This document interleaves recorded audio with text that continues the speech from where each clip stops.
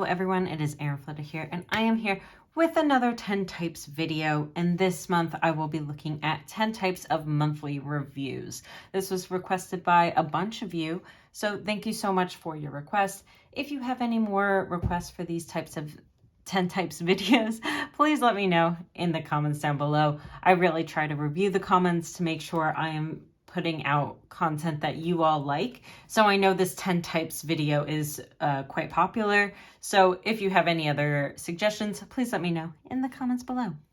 So let's get on into it. Monthly reviews. So I do a monthly review in my own planner and in my business planner. So I thought that it would be fun to explore different types of monthly reviews, and not just how you can do monthly reviews, but different topics surrounding monthly reviews. So the first one I have is pretty obvious. It's journaling.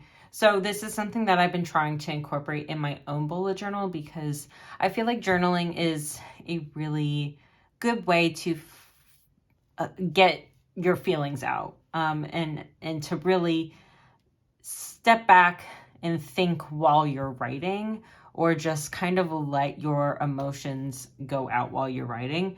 So for example, I talked about the pandemic, or sorry, YouTube and social media don't like that word. So let's call it a panini. So I talk about the panini and talk about how hopeful I am in the future and how I have a vaccine scheduled and things like that. So taking a hot minute to reflect on your month through journaling can be really, really helpful for mental health and for just processing a lot of things that have happened in the past month, the past year, the past 6 months, whatever you want to do. So journaling is the first monthly review that I have decided to showcase here.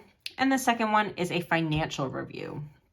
So I talk about this a little bit in my 10 types of financial and budget planning. I don't actually remember the name of it, but I will link all of the 10 types videos down below.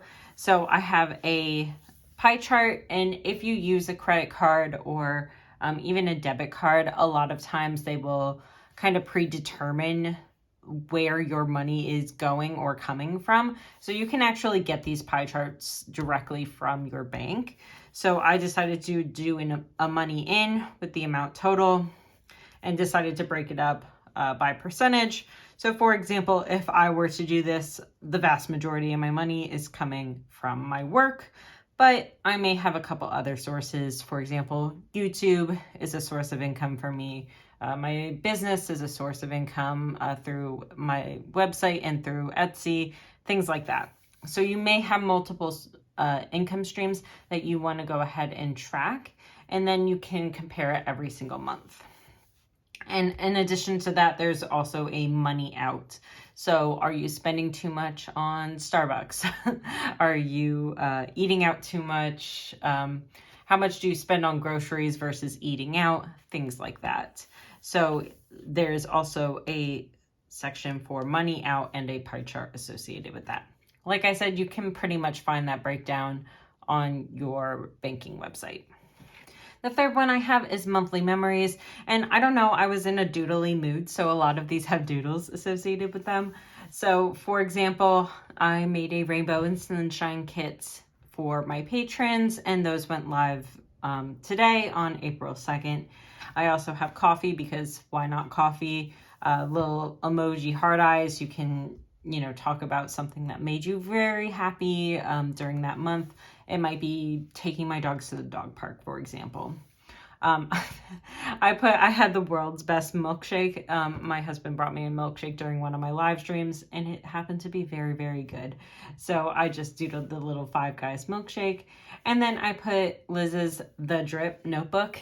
It is lovingly referred to as The Drip from the design team. And I was in awe that month looking at that notebook. So just doing a little doodle and talking about things that are happy memories or even sad memories. If your animal passed or something like that, maybe you want to make a tribute in a monthly memory section.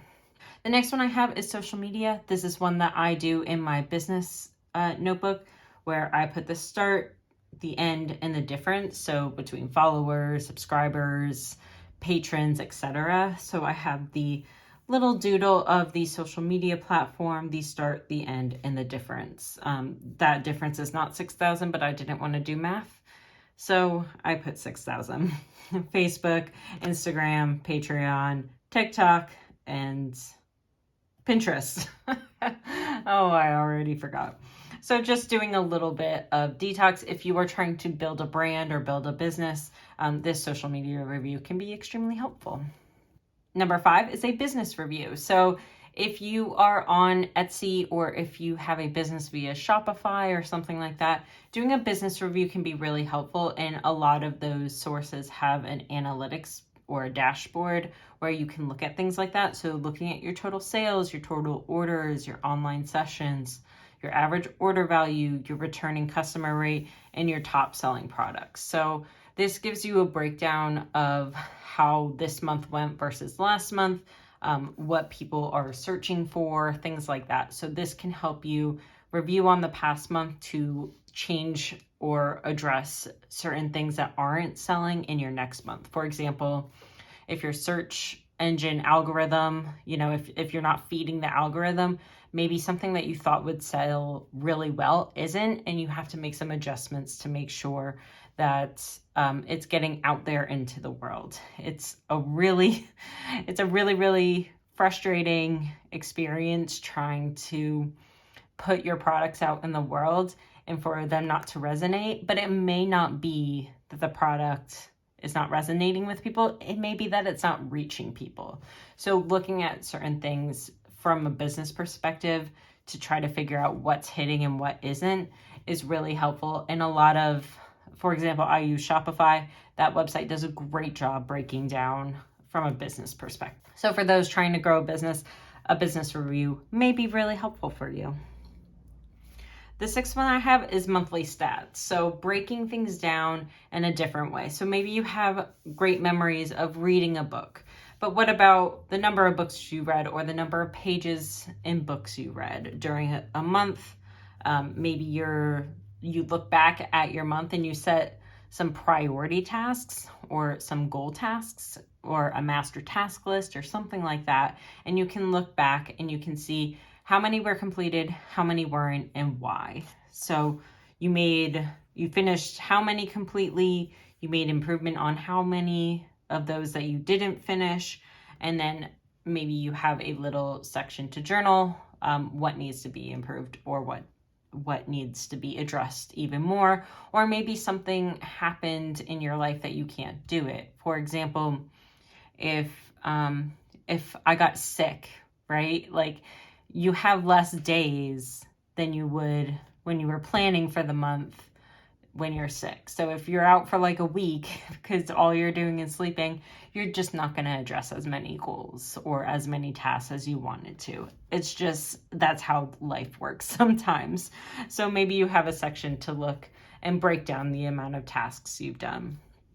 Or you can do something fun like the amount of miles that you've run or the amount of miles that you rode your Peloton, which is one of the examples that I have here. So breaking things down in terms of your stats to really look at the numbers and really feel accomplished. Because when you look at the number of pages you read, for example, while you may have just finished one book, maybe you read a book that's 700 pages, and it really fuels your sense of accomplishment looking at just the sheer number of the stats that you've completed.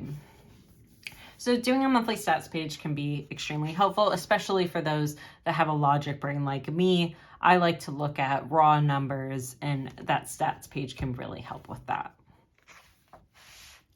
Number 7 is a bullet journal review. So I included this one because a lot of people in the bullet journal space and a lot of people that watch these 10 types videos may be bullet journaling for the first time. So doing a bullet journal review can be extremely helpful. I don't do it anymore because I pretty much know since I've been doing this for so long, what works and what doesn't for me personally.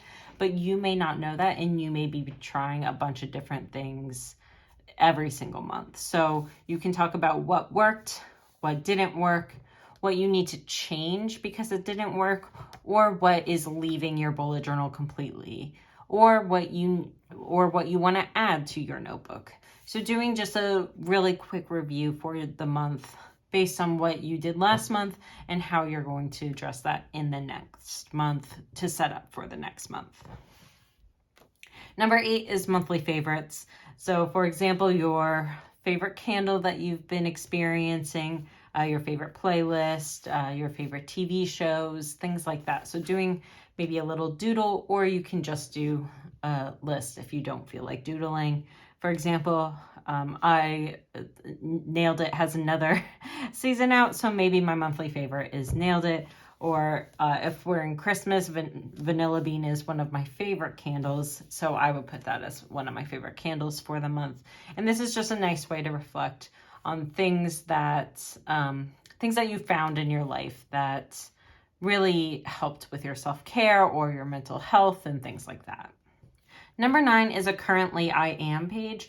So currently I am watching Nailed It, for example. Currently I am reading whatever book I'm reading. Currently I am listening to K-pop. Currently I am winning, for example, at work I am winning some sort of employee suggestion thing. Currently I am loving cuddling with my dogs. It's just a way to prompt your reflections versus you journaling or doing something like that. So it's a list that can help prompt you for what's going on in that month. And the last one I have is a goals reflection page. And I do talk about this in the 10 types of goals planning video. So again, I will link those below. This is just some questions that you can ask yourself based on the goals that you set at the beginning of the month. For example, what were my top 3 successes? Which goals were the most difficult? Or which goal was the most difficult, if only one was? What helped my success? If I didn't complete my goal, did I make progress in that goal? And then number 5, should my goals change for next month? So this is something that you should do when you're checking in with your goals, is just spend a little time at the end of the month seeing, well, what went wrong? What didn't? It's very similar to the bullet journal review. What went wrong? What didn't? What went really well? And how do I change that for the next month? So spending a little bit of time reflecting on the month can be a really good review. So those are my 10 types of monthly reviews. I hope this video was helpful. If it was, please like, subscribe, hit that notification bell. And again, if you have any other suggestions for 10 types videos, please let me know in the comments below. Thank you to my lovely patrons. You are amazing. If you want to watch some more videos, please wait till the end screen. And I will see you next time. Bye, everyone.